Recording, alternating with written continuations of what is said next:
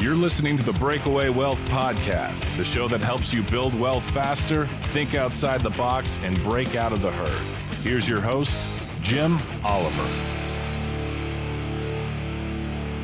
Welcome back, Breakaway Wealth. I'm your host, Jim Oliver, and with me today, my special guest and friend, Glenn Yaney. Welcome, Glenn. I told you I wasn't jet lagged, Glenn, but there I went again. It's all right. It's great to be on the show. Thank you. You're welcome. I'm really excited about this because this is part of our success story. And just like we talked about our success series, sorry, Heather. Just like we talked about before starting the recording, this is a great subject and it's fun to talk about because this is real life. This is what people need to hear to say, hey, I need to get started and be my own bank and control this and buy cash flowing assets. And I need to stop doing things in the herd. And we all need to hear it. I love to hear it. After 37 years of doing this and the last 20 something focusing on infinite banking and helping people become freer, I need to hear it every day. It's just like the Bible. It's not like, oh, I read that. It hits you differently every time too. What'd you say? It hits you different every time. Every single time, Yep. Every day, right? My devotional today was on purity. And I probably could read something about purity and pure heart or whatever for God. And one day it might, if I'm dating somebody, it might mean one thing to me. And if I'm dealing with my kids in how I'm communicating with a pure heart, it might mean something else the next day. So, you're exactly right. So, Glenn, let's just dive in. Introduce everybody to yourself. Tell us just a little bit about you, who you are, where you're from, all that, and then we'll dive into kind of your journey. Yeah, so I'll tell you that I'm Glenn Yaney from Tampa, and I'm a real estate operator, owner, and we manage about 650 units. We have about 525 mobile home pads, and about 125 apartments. And really, that started around 2000.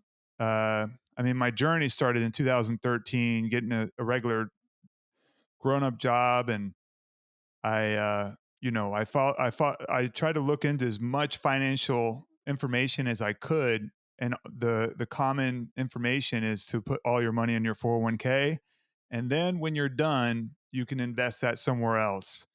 And I attempted to do that for about 5 to 7 years, and I did end up buying one condo, but then I started hanging around people that were actually financially independent, and I would talk to them about my 401k, and I'd ask them if they had one, and they would tell me no.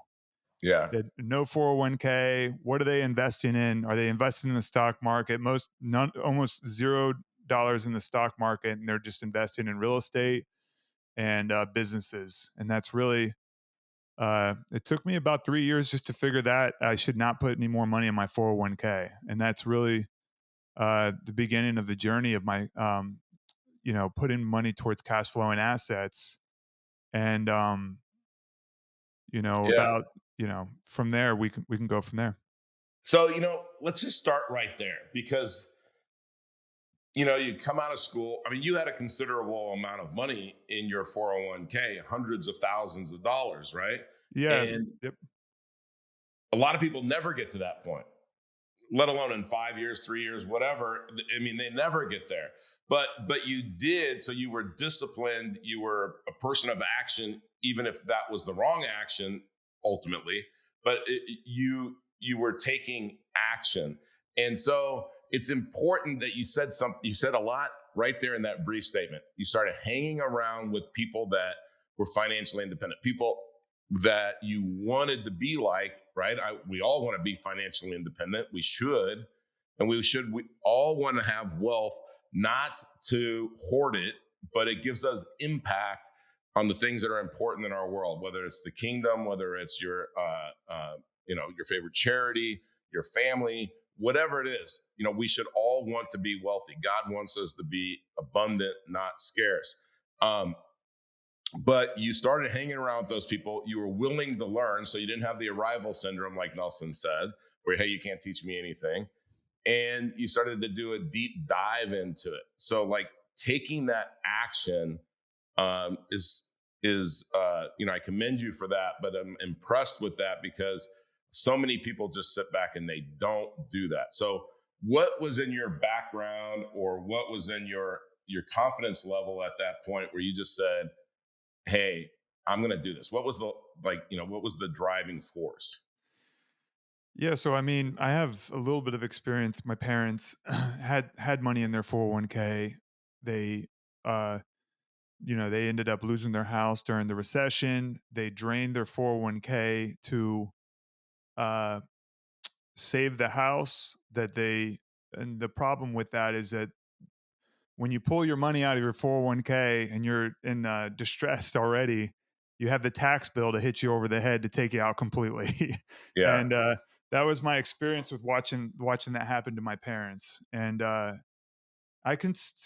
still put money in my 401k. I just thought you just don't take your money out. And then I learned that it was actually the illiquidity that got him there. It wasn't it was stuck in a 401k, and that was really it. And watching that happen, and then I really got fueled by uh never wanting to be relying on other people.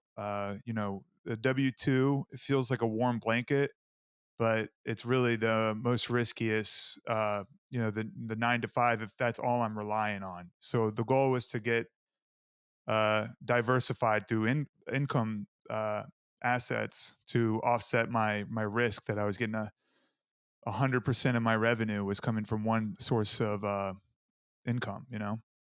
Yeah. And if you can't do that job for some reason, or if somebody decides they don't want you to do that job for some reason, any reason, whether it's valid or not, then that one source is gone. And when you own an asset like mobile home parks or real estate, they can't do that. I mean, you have insurance, you have Yep. other people, there's a market, it's different.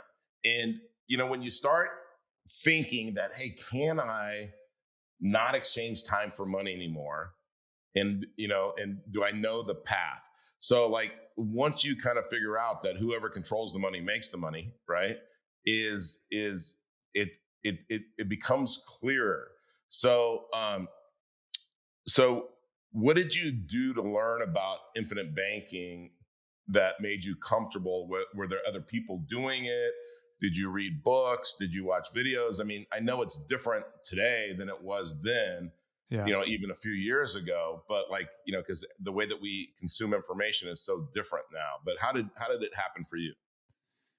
Yeah. So I mean, I think I heard about infinite banking 5 years before I decided to pull the trigger, and something just never really sat right with me because there were certain things that I know today were wrong that were Yeah. being said. It was just like, how do you make money? You don't make money from borrowing loans. You don't make money that way. Like Yeah. they're like, you're paying yourself back your interest. And I was like, how does that work? And they're like, and then you find out that's not true. So you're like, you're feeling like you're being misled. So then you start talking to people that are giving you the wrong information, which gives you that barrier. Like, they're just selling me a product. And then unfortunately, you have bad characters that are selling the product or some type of IUL that is, you know, from then on, it's like you almost enter the arrival syndrome. You're going open minded into the IBC process, and then you hear some information that does not match up. And then I shut down. And then like I would come back a year later, start really digging into it. And then I might meet with somebody that wasn't a Nelson Nash, uh, institute person, and they're like showing me this policy that doesn't start really getting cash value until like year 12, and Yeah. they're like, oh yeah, I do the infinite banking concept also, and then the policy doesn't set up, or there's been times where I've met with other people that don't use it themselves, and it's just something that doesn't sit right. And I could tell you that's why that's how I found you, Jim, through I heard you on a podcast, and I was like, I don't think this guy's the way it sounded when you were talking, I was like, this guy doesn't need anybody's money. Yeah. and and then I also thought I was like, this guy's also using the IBC the way that talk about. So then I met Nick, and he was also the same thing. Like he was actually somebody implementing the process, and it just something sunk in where there was a few things said that I just was it just clicked after that. No, I love that, man, and thank you. I thank you Yeah, for looking for the truth because I watch stuff all the time yeah, from people about infinite banking, and I cringe. And when somebody says something like, and they're always talking about the policy or they're talking about buying cars, and because they read Nelson's book one time and they think, well, okay, I can use that example. And if you notice anymore, we don't use Nelson's book as an example because people get so caught up in these charts in there. And the yeah. charts are amazing, right? They are. But they don't understand what he's trying to say. And Nelson's book is so simple that he's tried to make it as simple as possible, but people still try to complicate it and make it and I always tell people there's no free lunch in life insurance, right? Either you're going to have the cash value in the beginning or you're going to have it more in the end. And it's everybody's working with the same mortality numbers, the same, they all do great underwriting. They all use the same reinsurance companies. So, let's stop looking there. We can either pay out a high dividend right now because we need the market share, or we can pay it out over a long period of time. One way or the other, we're going to pay it out, right? And Yep.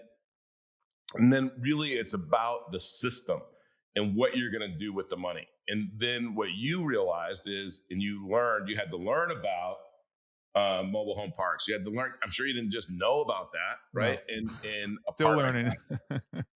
and you made a comment. You got a deal that's closing on Monday, and you have to be okay with signing your name to what we before would think, hey, that's a big number, Yeah, right? yeah, And like all of those things that come together, it's after educating yourself, but it's finding the truth, right? Once you have the truth, and like once in Nelson again, I'm talking a lot about Nelson, is once you see it, you can't unsee it. So like that helps motivate you when you figure it all out. So where did the mobile home parks and the because again, you said you started hanging around with guys, and I love this because it's simple, but it's the truth. Is everybody's heard my story.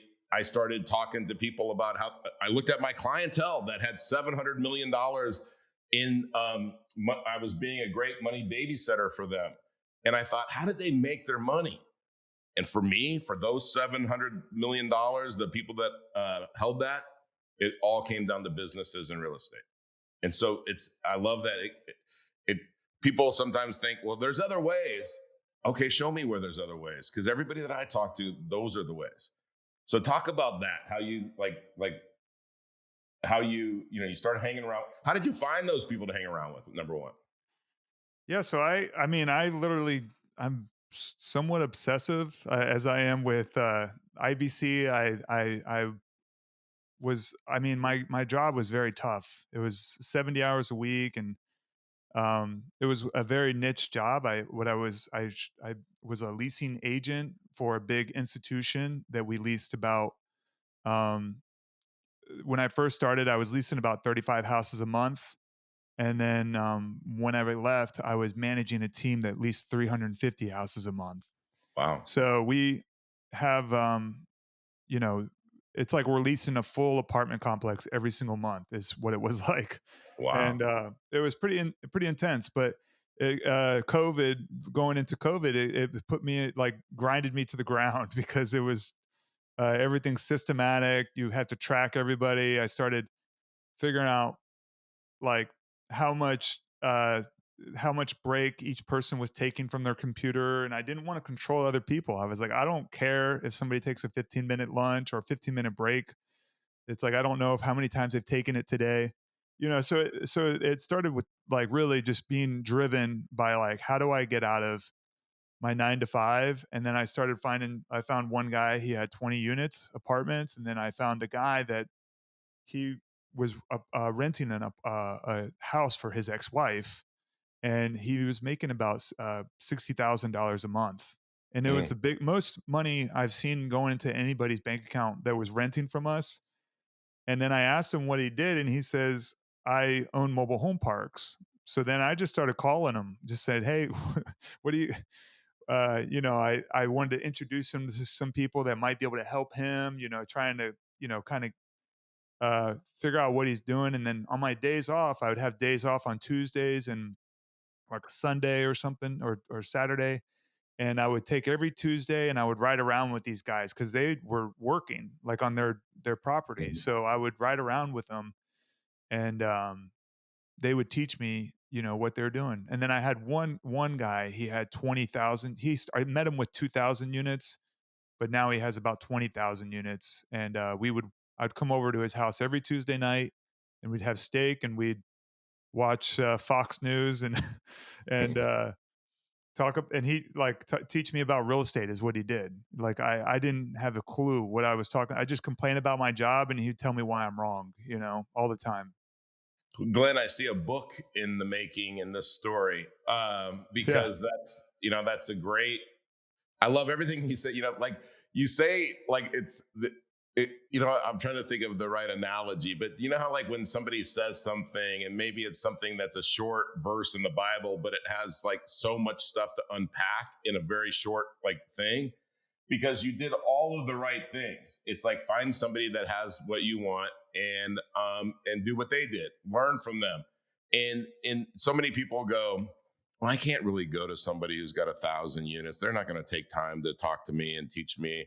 But and it's just not true because we can talk ourselves out of uh, making things work and why there's all kinds of reasons why you can't be financially independent. There's all kinds of reasons why you can't take control of your life and be your own banker and do there's all kinds of reasons why you can't. But they're all made up in your head, right? They're all Yeah. made up in your head, or you won't take the time to do what you need to do to learn to feel comfortable to take action.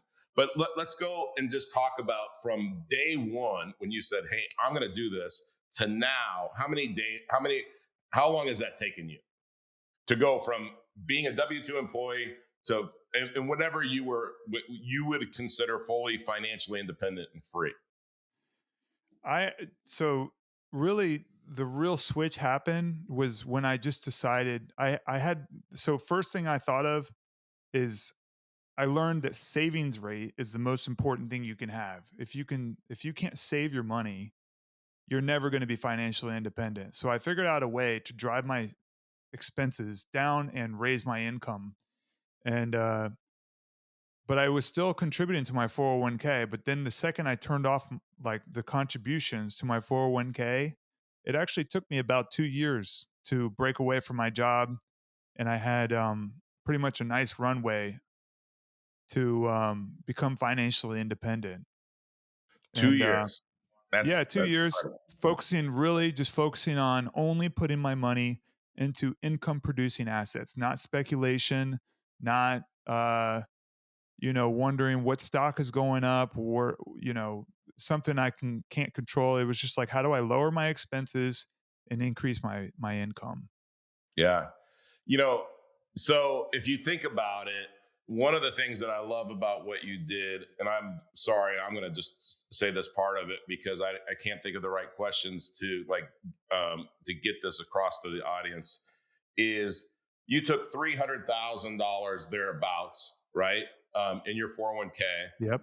and in 2 years you had that cash flowing 5 grand a month, so $60,000 a year. So that's a 20% rate of rate of cash flow from a $300,000 asset at one time, right? Now, if you would have gone the traditional route, that 300 grand would have grown for the next 20, 30, 40 years, whenever you decided to take it out. You would have started to take it out at 3 or 4%. And then you would have hoped that you didn't live too long and the money would not dry up. Right. I mean, and I'll, again, I'll cut you off real quick. yeah, yeah. the story about the 300,000, I'm sorry, that was actually, I became financially independent by buying assets, and then once I left my W-2, I had this 300 grand in a 401k. Oh, okay. And what had happened was, um, I learned about depreciation, very, and see this money here, and I'm like, okay, if I take, everybody's worried about the taxes and Yeah. or the penalty, and I think to myself, okay, if I take this 100 grand out and I buy this mobile home park, I can do a cost seg study and really uh, lower my like, I pretty much took $100,000 loss from my $100,000 investment, and didn't have to pay income taxes on it. And they still made me pay the penalty, but the penalty was, I think it turned into like 8,500, and my uh on 100,000, but I did that every year for 3 years in a row. Yep. and and I didn't pay income taxes from it. So I just took it out and I took the penalty and I made 12, and I put it into some promissory notes into properties that I owned. And it turned into, my income boosted another 5,000 after that, so I went from 5,000 to 10,000 pretty quickly just because of that. I accelerated it. So, yeah, thank you for saying what you just said, because that's where I was trying to get to. Yeah. Yeah. Is I remember that part of the story is, when we talk about depreciation, and I talk to doctors all the time. I talked to a lady on an airplane the last 3 or 4 weeks, and she was making seven figures. And I said, your biggest problem isn't your rate of return, it's what you're paying in taxes. And she said, well, I can't avoid that. And I said, well, what if you could? Right. And so that's the thing that I wanted you to get across. So thank you. Yeah, Is definitely. it's not, everybody thinks I'm going to take this money out of my 401k and I'm going to have to pay 30% or 37% of taxes plus 10% penalty. I'm only going to have half my money. No, not if you do it right.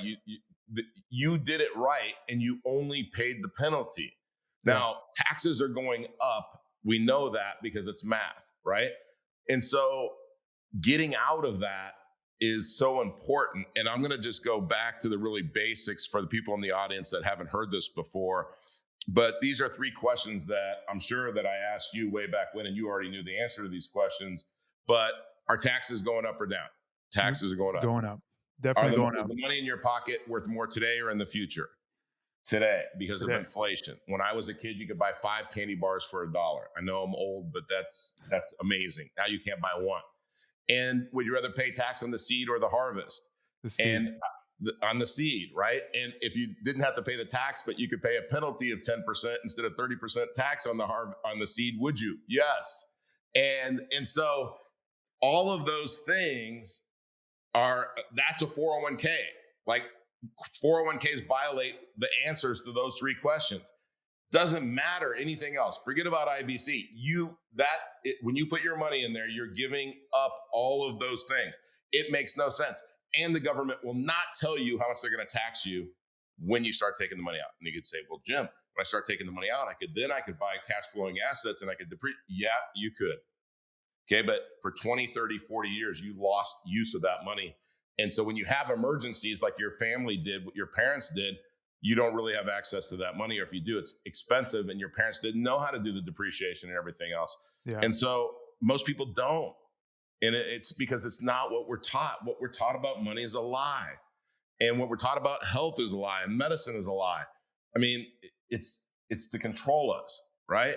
And we got to start using our lives as owners. And that's what you did. You took ownership. So I want to back up, because I know you and Nick are real close, and you guys, your stories have like a crossover, because when I first met Nick Costco, he was a pilot for UPS, and he told me about all the benefits that he had. And I was like, wow, that's pretty cool. And he goes, now our pension is so good. He goes, what do you, and I just said, oh, I said, and he laughs now. He goes, you were so gentle with me. You could have just slammed me about this pension. And I just asked him questions like those three questions. And then I said, well, like, how long do you have to work there to get that pension? And then what happens? And, like all this stuff. And he said, Oh my gosh, like you don't care about the pension, do you? No. You don't care about the benefits, do you? No. And it's because as you start to build your cash flow, um, the pension doesn't matter, right? A, a I don't want to balance and then live off of it, or even a pension where I have guaranteed income. Like I can recreate that in way less than the 30 years you got to work at UPS. And I don't have to kiss anybody's butt. I don't have to show up. I don't have to work 70 hours a week, right? At the cost of what? My health, my family, my, everything, right? We are not slaves. God did not create us to be slaves. And so I love that story. And I love that, like, somebody in the audience right now, that's going to help them take action. Oh my gosh, I can get the money out of my qualified plan and buy real estate, do a cost segregation study for a few $1,000s, and I can save, which is making money, all this money in taxes. I mean, thank you. That's amazing. That's so cool that you did that, and you did it.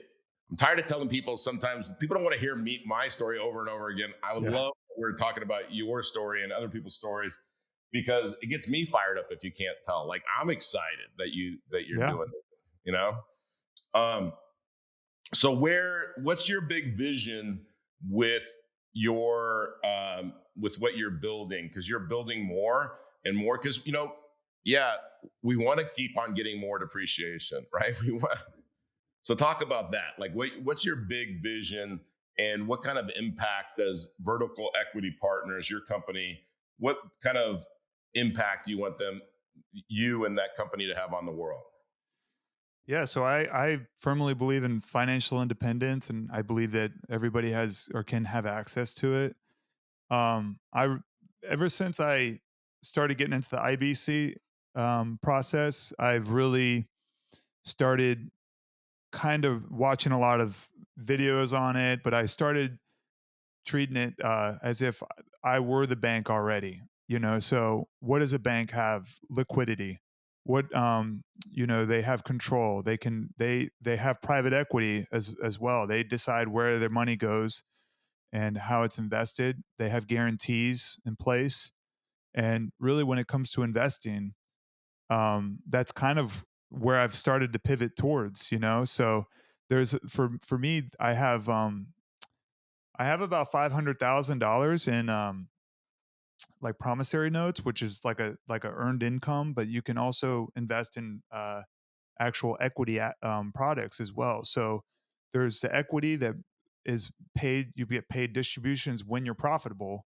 But then if you get yourself in another position where you have income from like a first lien mortgage or some type of promissory note, it's like it offsets each other, to Mm, where you can try to boost your income from the cash flow and then offset the taxes through buying equity.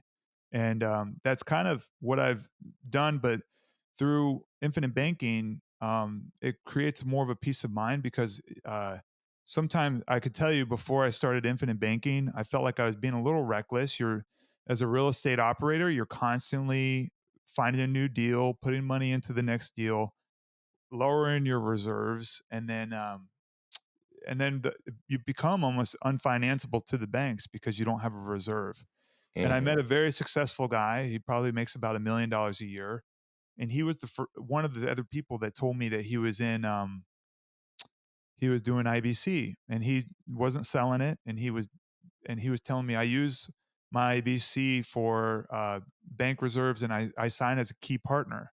So he becomes a general partner on deals because he's got a lot of cash in his IBC, and then he takes the money and then he invests it also. So that's kind of the business model that I've kind of converted to, even because I have 650 units, and there's always the disease of more. Like I always want more to have, I need to accumulate more. I need my ego to be fulfilled by having more assets than the guy next to me. But really, I want more peace of mind than anybody. The one right. least disturbed wins is really the story. And if you can focus on that, which is security, long term growth, not being worried about losing it all, those are Yeah. the things that I used to worry about all the time when I worked at my old job. I was like, if my boss figures out a way to do my job easier and cheaper, they would bring that straight to their boss and say, "Look, we can get rid of Glenn because he's very expensive and we can do it for half the price." And they're like, "Let me tell my boss that." So they're all trying to impress their bosses. So it just becomes like I'm just another pawn in the game. So the key is just to not be that pawn and just be the person that's making the decisions in my life, and not being scared that when the doors close that they're going to call me into the office afterwards, that it's going to be my last day there just because of whatever reason. These are the things that I used to worry about. I still have worries, but I focus on figuring out if they're real or not, and then actually making a system to to to stop those things from happening. And my system now is IBC because it's liquidity. It's a bridge to my wealth, my net worth. It protects my family. I see it as very inflation adjusted, and I can't. I don't know a better place where to have my cash flow. Even if I wouldn't have it. It's not the end of the world if I have a full maxed out uh, policy with all my reserves, and if I have, like, say in 10 years from now, and I had $600,000 in my policy, I think I'd be sleeping a lot better than if I didn't have that, you know? I can't agree more, man. And it's funny, having that security and just knowing, and you said, again, you said a lot right there. Is there's a certain amount of money that comes in every year, and you realize that, and again, I live in Naples, Florida, so like there's no ceiling. I think there was a house that sold for $225 million, right? I mean, if you think you're old or rich, you're neither when you come to Naples. And but with that said, is you get to a point where, what do you like to do in your life? Like, when you have all the time in the world, what do you like to do? And so, like, for me, I know how much that costs. And once I like had that coming in, and I knew that that wasn't ever going to go anywhere, then I was like, well, wait a minute, I better, like, start taking care of myself.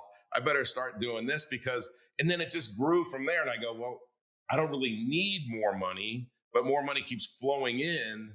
And, and I know that's like the opposite problem to have than most people. And I'm not like, and again, I'm not bragging at all. I'm just saying, because of infinite banking, because of cash flowing assets, real estate businesses, I do loan. I mean, I just did a great loan where it was a 90-day loan, and I made 15% in 90 days. And you know, the collateral was so good. Like we talked about, I wanted the guy to default, right? I mean, it Yeah. would have been a home run if he defaulted. So I knew he wouldn't.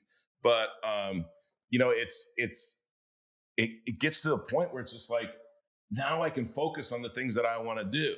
I like to play golf 3 or 4 days a week. I like to work out every morning. And if I don't sleep good at night, like to your point, then I don't want to work out at 4:30, 5 o'clock in the morning.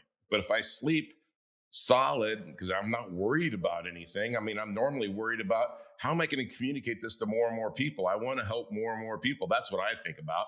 And to that point, this is a good time to, you're the first person, and the audience is the first person to see the new book, but it's ownership. Stop playing, start owning, build a wealth engine for life. And it's a story. It's in story form about people like you, and how you, like, what you were worried about, what you're thinking about. And it's really from a business owner's perspective, because a lot of business owners are self-employed, right? They're self-employed. They're not business owners. You're a business owner. I'm a business owner. The business runs without us. But now, how you get more and more, Glenn, is you find people that want those opportunities. You give them opportunities, and you give them opportunity to earn equity in the business.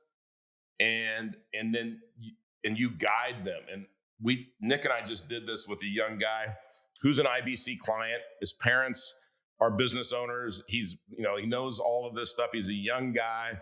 I didn't call him a kid, because I'm 60, but he's in his 20s, and he's taking over our trash business, and he's gonna kick butt doing it, and he's got a huge future, and he's gonna be financially independent in his mid 30s.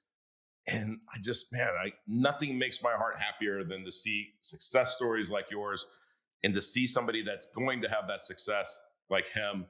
And I know it. And what's the, just kind of as normally I ask two questions, so I'm going to ask you those two questions. I didn't give it to you in the very beginning, but I asked, what's the best advice anybody's ever given you? So what's the best advice anybody's ever given you, Glenn? This is, I have not thought of these questions. I So, know.